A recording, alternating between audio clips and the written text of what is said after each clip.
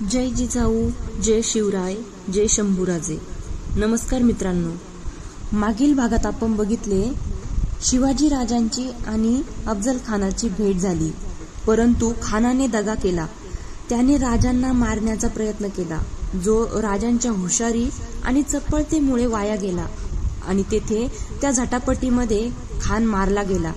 खानासोबत आलेली त्याची सर्व सेना आणि सर्व खजिना राजांनी जिंकला. राजांनी खानाचे मस्तक आऊसाहेबांना बघण्यासाठी राजगडावर रवाना केले. आता बघूयात पुढे. राजगडावर पळापळींची घटका सरत होत्या. मंद गतीने प्रहर उलटत होते. साऱ्या राजगडाचा परिसर नेहमीप्रमाणे वावरत असूनही विचित्र शांतता सर्वत्र पसरली होती. सारे व्यवहार कसे चुपचाप होत होते. गडावरच्या प्रत्येक देवळात अभिषेक चालू होते. फिरंगोजी उत्तरेच्या बुरुजावर मध्यान्नापासूनच बसून होते. साऱ्यांचे लक्ष प्रतापगडाच्या दिशेला लागले होते. बाहेर जी शांतता होती तीच वाड्याच्या परिसरात नांदत होती. जिजामाता मात्र देवळातच होत्या. सकाळपासून त्यांनी पाण्याच्या थेंबालाही स्पर्श केला नव्हता. दोहो बाजूंच्या सुवर्ण समयांच्या प्रकाशात भवानीच्या मूर्तीकडे त्या टक लावून पाहत होत्या. देवाऱ्याच्या उजव्या बाजूला ठेवलेल्या तबकात मोहरांची रास होती. डाव्या हाताच्या तशाच तबकात एक अत्यंत तेजस्वी रत्नखचित सुवर्ण मुठीचा खंजीर तळपत होता. जिजाबाईंचे ध्यान भवानीवर खिळले होते. ओठ थरथरत होते. भावना वेग न आवरता की प्राजक्ताच्या फुलाप्रमाणे अश्रू ठिपकतच होते. 30 वर्षाचा शिवाजीचा काल त्यांच्या नजरेसमोरून सरकत नव्हता.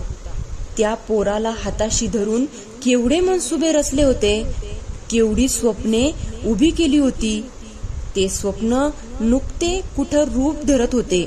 तोच कोणत्या क्षणी कसली वार्ता येईल याचा भरवसा नव्हता. बसल्या जागी डोळे भरून येत होते. केव्हा अकारण अंगाला कापरा सुटे. जिजाबाई देवीची करुणा भाकीत होत्या. साकडे घालीत होत्या. नवस बोलत होत्या. पण ती अष्टभुजा काही सांगत नव्हती. तेच शांत हास्य तिच्या मुखावर ओसंडत होते. पायाखालच्या महिषासुराचा वध करीत असता सुद्धा ते रूप बदलत नव्हते. त्या हास्यात बदल होत नव्हता. मध्यान्ह झाली. सूर्य कलला. सायंकाळ व्हायला आली तरी काहीच बातमी कशी येत नव्हती. काय घडलं, मग वेळ का लागतो? पावलांचा आवाज आला. दासी मासाहेब मासाहेब म्हणत धावत आली. जिजाबाईंच्या सर्वांगाला कंप सुटला होता. कान अधीर झाले होते. मन दुबळे झाले होते. जिजाबाई देवीकडे पाहत मागचा आवाज ऐकत होत्या. पावले नजीक आली. दासी धापा टाकीत म्हणाली, मासाहेब, आनंदाची बातमी. राजे गडावर पोहोचले. तोफ झाली. त्याच वेळी गडावरच्या तोफेने ती बातमी जाहीर केली. साऱ्या गडावर आनंद उसळला. जिजाबाईंनी देवीपुढे मस्तक ठेवले व त्या उठल्या. आनंदाची बातमी सांगायला आलेल्या दासीला त्या म्हणाल्या, ये. दासी पुढे आली. जिजाबाई म्हणाल्या, ओटी कर. दासीने ओटी पसरली. जिजाबाईंनी कष्टाने मोहरांचे तबक उचलले. ते तबक दासीच्या ओट्यात रिते होऊन दिले. वाढत्या भाराने जेव्हा दासी वाकत होती तेव्हा जिजाबाई सरळ होत होत्या. जिजाबाईंनी तबक रिते केले आणि डाव्या हाताच्या तबकातील रत्नजडित कट्यार मस्तकी लावून देवीच्या पायाजवळ ठेवून दिली. गडावर एकच आनंद उसळला होता. राजस्त्रिया आनंदाने बेभान होऊन संभाजीला उराशी कवटाळीत होत्या.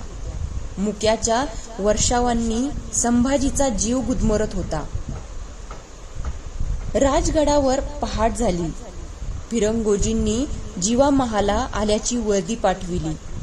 जिजाबाई सद्रेवर आल्या आणि त्यांचे पाऊल थबकले.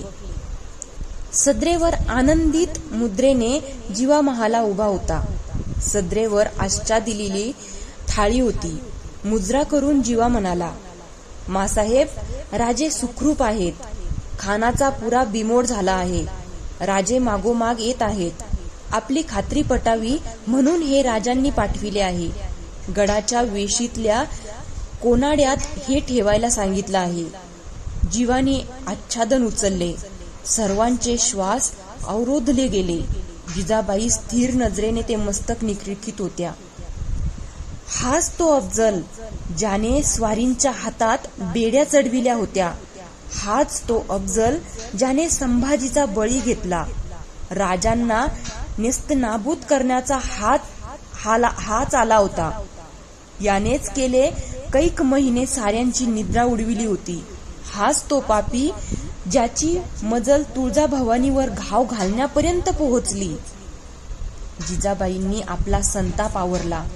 त्या म्हणाल्या, फिरंगोजी, झालं गेलं होऊन गेलं.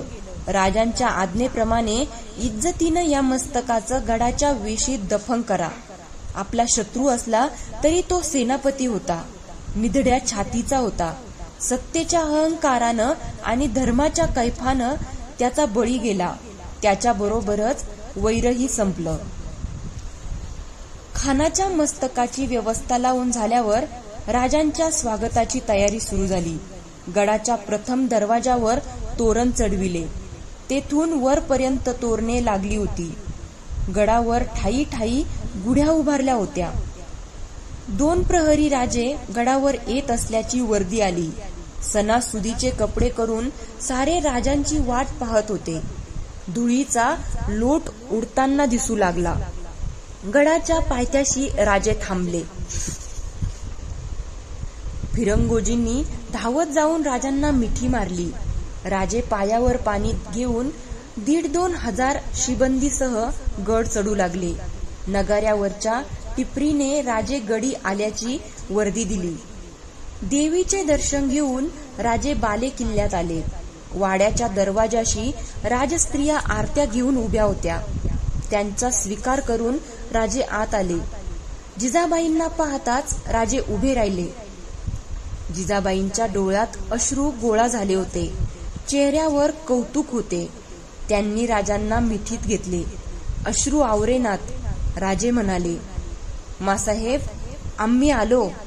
आपल्या आशीर्वादानं आणि भवानी कृपेनं सुख रूप आलो. डोळ्यात पाणी आणायची ही वेळ नव्हे.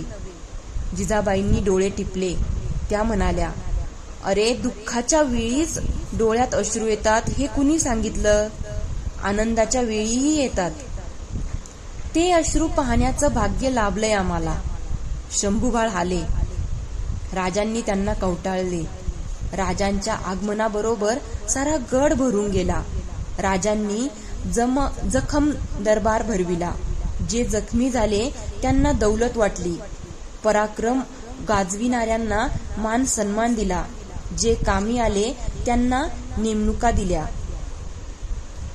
खानाच्या मोहिमेत राजांना 75 हत्ती, 4000 घोडी, 1200 उंट, त्याखेरीज शेकडो तोफा, उंची कापड, जड जवाहीर आणि अगणित संपत्ती मिळाली. खानाचे 3000 लोक कापले गेले होते. राजांचे शेकडो कामी आले होते. खानाने काबीज केलेला राजांचा मुलूक एका दिवसात मोकळा केला होता. सगळीकडून नुसत्या विजयाच्या वार्ता व विजयी वीर गडावर येत होते. जिजाबाई म्हणाल्या, राजे, तुम्ही दिसावं म्हणून किती नवस बोलले होते ते माझे मला आठवत नाहीत. जेवढे आठवतात तेवढे नवस फेडल्याखेरीज आता कुठं जाऊ नका. राजे हसले. ते म्हणाले, मासाहेब, तसं करता आलं असतं तर आनंदच झाला असता. पण ही सुवर्ण संधी कोण दवडील? विजापूरचा बलाढ्य सेनानी आपल्या सैन्यासह धुळीला मिळाल्याची वार्ता ऐकून विजापूर दरबारानं हाय खाल्ली असेल. याचा फायदा घेऊन आम्ही आजच मोहिमेवर निघणार आहोत. विजापूरकरांचे उरलेले गड ताब्यात घेण्याचा हाच मोका आहे. राजे क्षणभर थांबले. एक निराळाच विचार त्यांच्या मनात प्रगटला. मासाहेब, हा काही फारसा मोठा विजय नाही. हे चढाईच्या धोरणात जिंकलेलं एक प्याद आहे. खऱ्या लढाईला अजून अवकाश आहे. अफजल म्हणजे गोमेचा पाय आहे. हा मोडल्यानं काशी सुरक्षित होत नाही. आमच्या विजयाचं नातं औरंगजेबाच्या पराजयात गुंतलं आहे. आणि दुसऱ्या दिवशी राजे आपल्या फौजेनिशी मोहिमेला बाहेर पडले. राजांना दिसत होता किल्ले पन्हाळा